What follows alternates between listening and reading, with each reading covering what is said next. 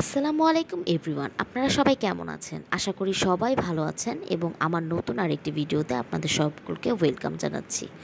তো আজকে আমি বানাবো শামি কাবাব। আমার শামি কাবাবের রেসিপিটা না দেখে কেউ যাবেন না, অবশ্যই রেসিপিটা ভালো করে দেখবেন। তো আজকে শামি কাবাব বানানোর জন্য আমি প্রথমে 700 গ্রাম গরুর মাংস এবং বুটের ডাল নিয়ে নিয়েছি। কোরবানির মাংস সবার বাসায় থাকে, সবসময় কোরবানির মাংস খেতেও ভালো লাগে না, তাই একটু শামি কাবাব বানিয়ে যদি রাখেন ফ্রোজেন করে, তাহলে অনায়াসে আপনি 1 থেকে 2 প্লেট ভাত খেয়ে নিতে পারবেন তৃপ্তি সহকারে।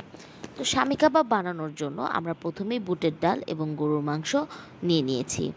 তারপর একে একে আমরা মশলাগুলো অ্যাড করে দিব। আমি প্রথমে আদা বাটা দিয়ে নিচ্ছি এবং তারপর আমি দিব রাঁধুনির গরম মশলা। তো আমি আমার পরিমাণ মতো রাঁধুনির গরম মশলাটাও অ্যাড করে দিচ্ছি।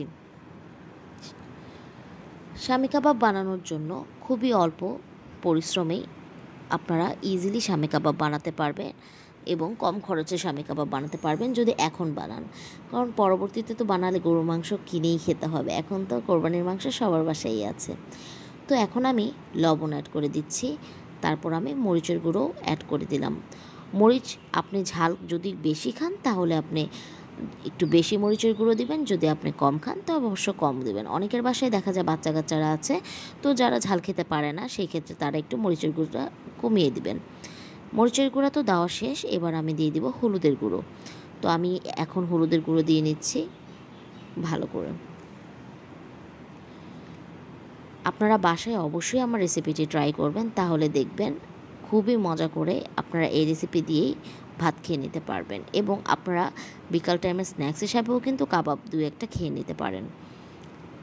তো দেখতেই পাচ্ছেন আমি আমার হলুদের গুঁড়ো দিয়ে নিয়েছি। এখন আমি গরম মশলা, আরেক ধরনের গরম মশলা যেটা আমি বাসায় নিজে তৈরি করেছিলাম, সেই গরম মশলাটা আমি 1 চামচ দিয়ে নিয়েছি।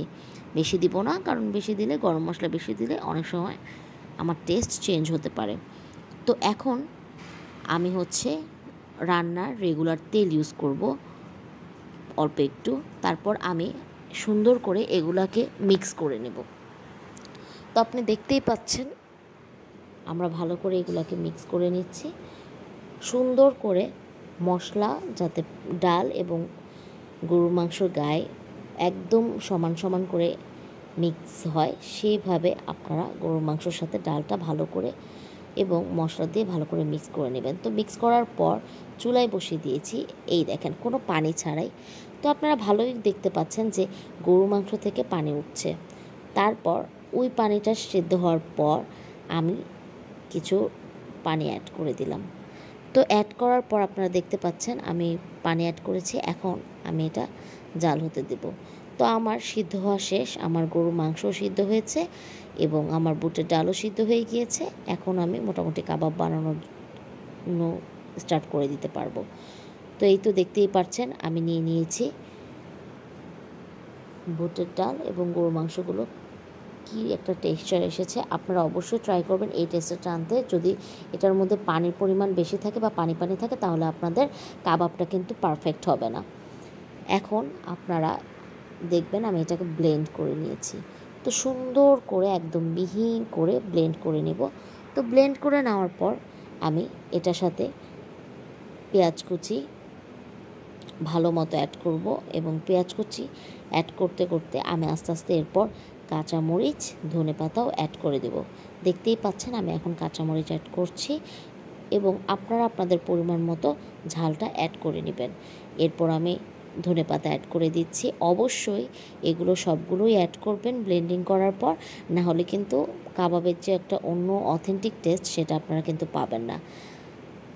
তো দেখতেই পাচ্ছেন আমি এখানে ধনেপাতা অ্যাড করেছি এবং এখন আমি ভালো করে অ্যাড করে নিচ্ছি। একদম বেশিও না কমও না, একদম অল্প পরিমাণে আমি কাবাব মশলা অ্যাড করে নিচ্ছি।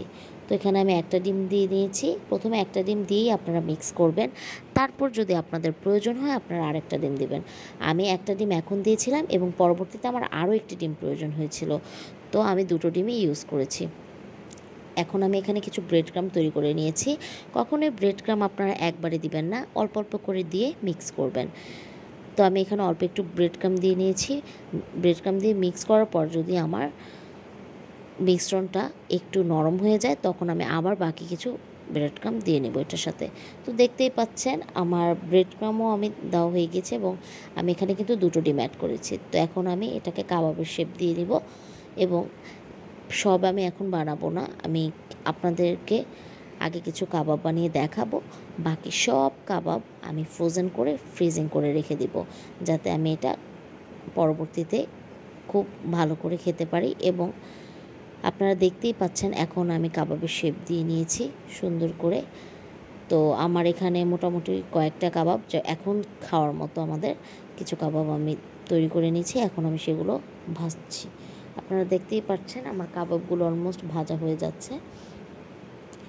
তো সুন্দর করে কাবাবগুলো আমি আস্তে আস্তে ভেজে নেব। কাবাব দেওয়ার সময় বেশি একদম অতিরিক্ত নাড়ানাড়িও করা যাবে না, কারণ বেশি নাড়ানাড়ি করলে কাবাবগুলো কিন্তু ইনস্ট্যান্ট ভেঙে যেতে পারে।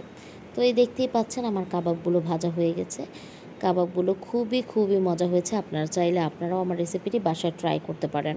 খুব অল্প সময়ে খুব অল্প পরিশ্রমে আপনারা মজার একটি রেসিপি পেয়ে যাবেন। তো দেখতেই পাচ্ছেন আমার কাবাবের ভেতরের টেক্সচারটাও খুবই ভালো হয়েছে। আমি আপনাদেরকে ভেঙে দেখাই, দেখেন যে কাবাবের ভিতরে কি সুন্দর হয়েছে। খুবই মজা হয়েছে কাবাবটা।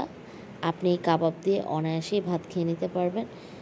তো আপনারা অবশ্যই এই রেসিপিটি বাসায় ট্রাই করবেন এবং অবশ্যই ট্রাই করার পর আপনারা আমাকে শেয়ার করবেন যে আসলে আপনাদের কেমন লেগেছে। তো এই যে আমার প্রত্যেকটা কাবাব অলমোস্ট ভাজা হয়ে গিয়েছে। তো এই দেখতেই পাচ্ছেন ভাতের সাথে কাবাবগুলো খুবই সুন্দর লাগছে। কাবাবগুলো খুবই মজা, শুধু ভাত দিয়েই আপনারা কাবাব খেয়ে ফেলতে পারবেন, এতটা মজা। ধন্যবাদ সবাইকে। অবশ্যই আমার পাশে থাকবেন এবং যারা যারা এখনও আমার চ্যানেলটি সাবস্ক্রাইব করেননি অবশ্যই আমার চ্যানেলটি সাবস্ক্রাইব করবেন। ধন্যবাদ।